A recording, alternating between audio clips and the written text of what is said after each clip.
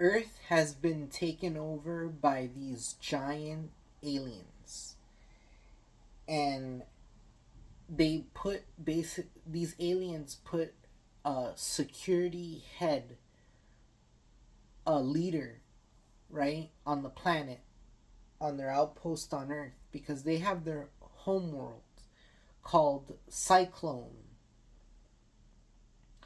which we see glimpses of in the movie. And I haven't read the book. I'm going to read the book, because you could tell they were trying to put a lot of information into a 2 hour movie. But it's basically humanity's on the verge of extinction. Think Planet of the Apes almost, right? But instead of apes, it's these giant aliens.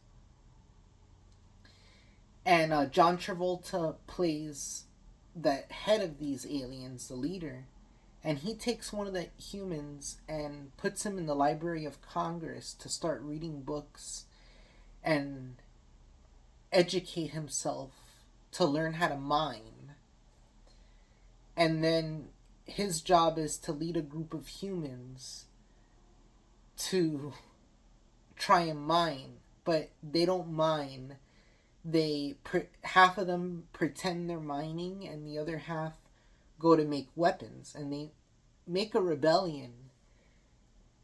And there's back and forth between the leader and John Travolta's character, but in the end, the way that the human is able to defeat John Travolta and the aliens is through corruption and through bribing his second in command, who was unhappy with the way he was being treated by John Travolta's alien general in the movie. So the relationship between John Travolta and Forest Whitaker, it was really interesting in the movie. I like that. John Travolta and then his second in command, Forest Whitaker, they're back and forths. I like how the human leader beat, spoiler alert, the John Travolta character, because you see John Travolta on the poster, but he's playing the bad guy in the movie. He's not the protagonist. And think of these aliens like Klingons from Star Trek or Harkonnens from Dune.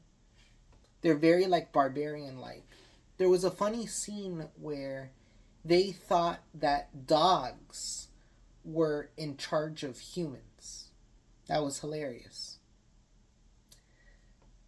So I liked it.